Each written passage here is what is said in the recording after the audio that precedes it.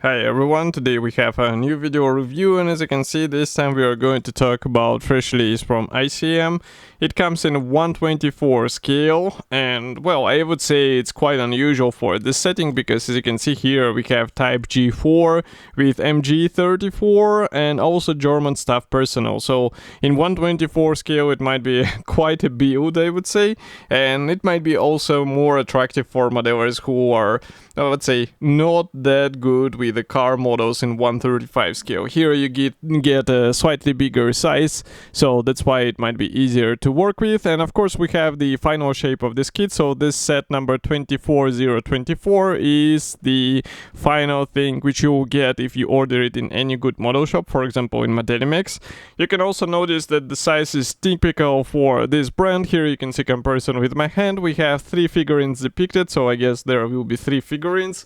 Here on the side we have also some information about the kit, so it's written that there are 215 parts for the vehicle and 18 parts for MG34, I guess, because it's shown as a 215 plus 18.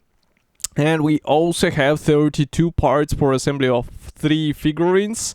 And well, overall length of the assembled model will be 232 millimeters, so still not such a huge object. And here you can see these things in a, let's say, profile view, but of course we are going to open this right now and check everything closer. In the meantime, I can also remind you that ICM produces this vehicle in several other scales as well, so in case you are interested, you can find the video review on our channel. I even built the 1/72 scale version. It was quite a fun project and quite a long time ago, but still quite a good kit, so in case you are interested, definitely check it out.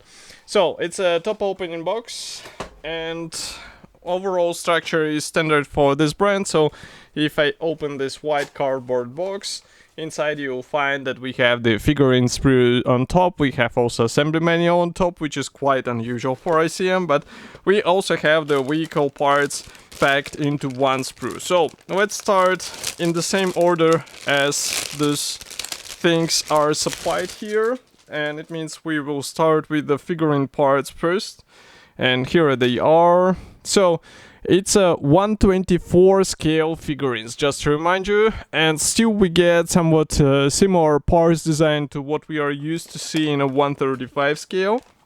I can see that the torso will have to be assembled out of 2 halves, but we have 1 piece legs, hands, and 1 piece head. Of course, the heads are molded separately, so you'll have to be careful with this. And overall, sculpting quality is really good, so if I zoom in here, you can see that those features which are pre-molded are really nice. If we flip it over, even the torso, which should be glued out of 2 halves, there are no guiding elements whatsoever.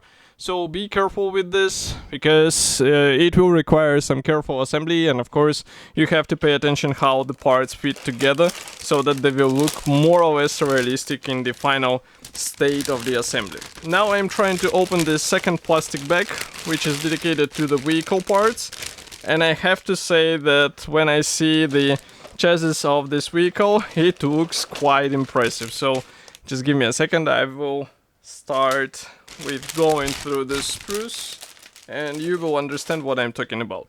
So first of all, we have 2 sprues for the MG34 setup. I will show you only 1 sprue because they are absolutely identical here. So it's really cool that MG34 is supplied as a single piece part.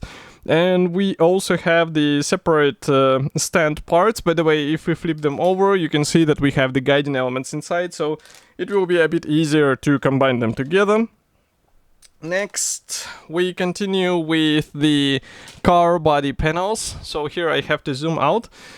First feature, let's say, is that the doors are pre-molded shut, so you won't be able to open them.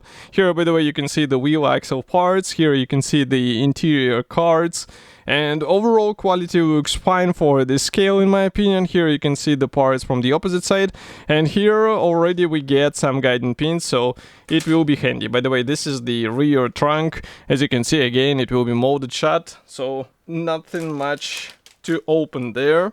But that's not all. We continue with the second sprue with the side panel and also these interior walls. We also get some bonnet panels here. So again, bonnet is molded shut. And I can see that the engine is actually supplied here, so this is quite weird, to be honest, because if you would like to open the bonnet, you have to do your own scratch building, otherwise you won't be able to show what is hidden inside. And of course, this is something what I would recommend to go with for professional modelers, not for unexperienced ones.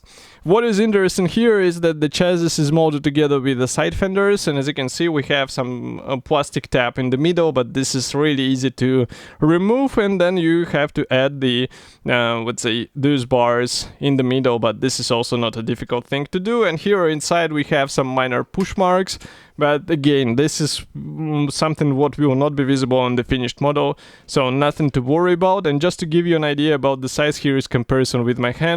So it's quite a large vehicle in 1/24 scale. And well, the real car is also quite big. If you saw it in real life, you understand what I'm talking about. Next, we have the plastic bag with the vinyl tires. So unfortunately, we get the vinyl tires here. It's not such a great thing for this scale in my opinion, but they look quite okay for out-of-the-box build. So here you can see them. We have a nice tire pattern, we don't have any details on the tire walls, and we have 8 of those because, as you remember, this is a 6-wheeler with 2 spare wheels. Next we continue with the clear sprue. So this one is also in the separate plastic bag, and because this is the Cabrio version, so here you have to be careful. Here it will be quite important to bring out these chromed frames for these glasses, and they are present everywhere, so pay attention and maybe use some nice chrome markers. I happen to have here the Molotov liquid chrome. This is something what I usually use for the headlamps. This is not an ad, I got it for my own money, but this is quite a handy thing. Just be conscious that it's also easy to destroy this chrome finish because it's quite tender, so that's why it's better to apply it on the final stages. Okay, so that was the clear plastic sprue. And next we continue with the gray plastic sprue. So here we have this one with the front grille. We also have the frame of the windscreen. We have here a frame for the headlamps, some parts for the engine air intake, some parts for the folding roof, and even the Mercedes logo here. So quite a nice attention to the small details. Here you can see, by the way, the door handles. And of course, if you bring out all of these features, it will look really nice in 1/24 scale. Next we continue with a bigger plastic sprue. Here we have exactly what I was talking about. So we have the engine here and we have some interior parts. Engine should be assembled out of several elements, and well, it would be quite a shame to hide the engine and the gearbox under the bonnet, so maybe it's worth thinking how to expose it. But as I said before, it will require some, let's say, cutting and trimming of the original plastic parts. And here inside you can see that we have some guiding elements, so it's also something what will help you with alignment. Next we continue with the last gray plastic sprue. So here we have the wheel rims, we have more of the engine parts, and some of the suspension elements as well. So overall quality looks fine. It's a 1/24 scale kit, so maybe it will be easier for some modelers to work with engine parts. And maybe it's also a good idea to add some wiring, because in 1/24 scale it will be visible on the finished model. Okay, so those were the gray plastic sprues and, well, basically all of the sprues. Next we continue with decals. So decal sheet is not that huge, and here you can see that we have symbols for one marking option. We also have these dials for the instrument panel, and that's pretty much all.